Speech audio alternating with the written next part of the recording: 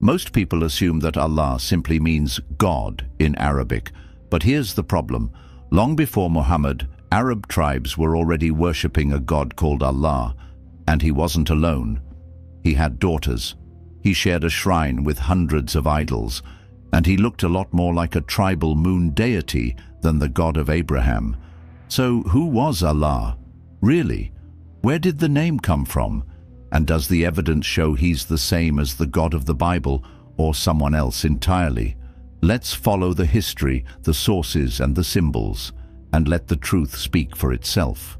Before Islam, Arabia wasn't monotheistic. It was a world full of tribal deities, spirits and ancestral gods.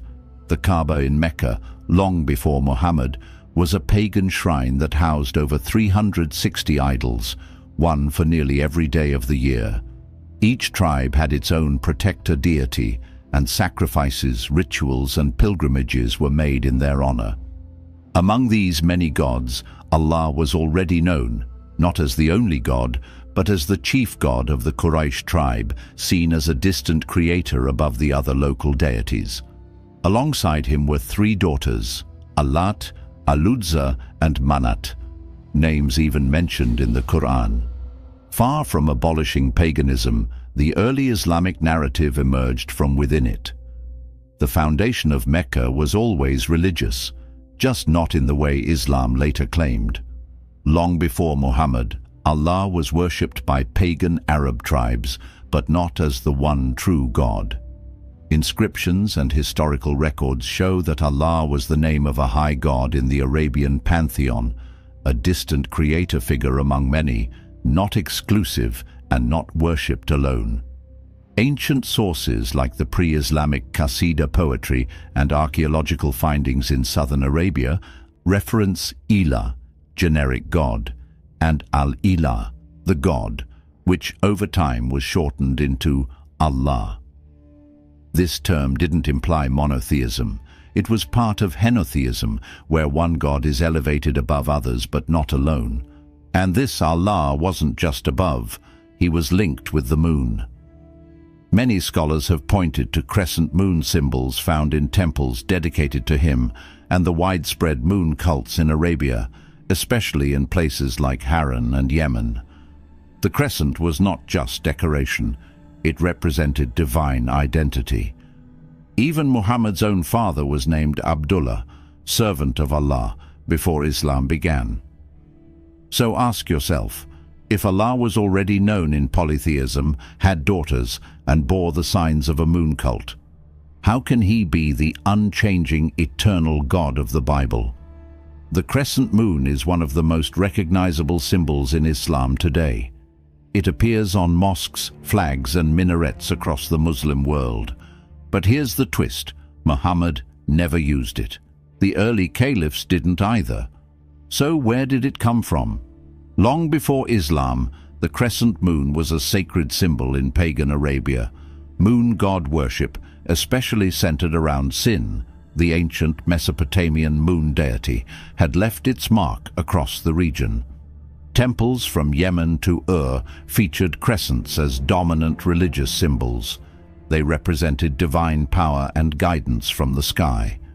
When Islam rose, it denounced idols, but retained the crescent. It became politically and religiously adopted by the Ottoman Empire, which helped institutionalize it across the Islamic world. So was this a clean break from paganism, or the rebranding of older symbols under a new name? To understand who Allah is, we don't have to guess, the Quran tells us. He is portrayed as distant, unknowable, and often detached.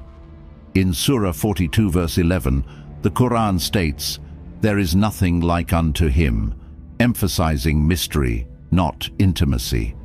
Unlike the God of the Bible, who calls himself Father and invites a relationship, Allah never presents himself as a father, nor describes people as his children. Instead, the Quran emphasizes submission, fear, and judgment. Allah is repeatedly called Al-Makir, the best of deceivers, a term that has sparked theological debate. His mercy is mentioned, yes, but it's always conditional, never covenantal. There's no concept of Allah binding himself in faithful love to his people. He commands, but offers no personal indwelling presence. He punishes, but makes no provision for a savior. He rules, but never walks with man. Even paradise, as described in the Quran, is not about being with Allah. It's about earthly pleasures, gardens, and rewards. He remains absent. The Quran's Allah is powerful, but not personal, sovereign but not sacrificial. And that distinction changes everything. Allah commands submission. Yahweh invites relationship. One demands obedience through fear. The other offers covenant through love. The God of the Bible, Yahweh, calls his people sons and daughters. He's not distant. He walked with Adam, spoke with Moses, wept in human form through Jesus. He's personal, present, and faithful. He doesn't just give commands from above. He came down, lived among us, and gave himself up on the cross. Allah remains hidden. Yahweh became flesh. Allah offers rules. Yahweh offers redemption. The Bible shows a God who loves the sinner, enters history, and proves his heart through the cross. The Quran offers no savior, no cross, no resurrection, no personal God to know. So the question isn't just, what is Allah? It's, do you know the one who made you and came to save you? If you've only ever heard one side of the story, it's time to look deeper. Read the Gospels, examine the contrast, and ask yourself, which God truly satisfies the mind and the soul? Like, comment, and share if this made you think. And don't stop here. Keep searching for the truth, because truth has a name, and it's not Allah, it's Jesus.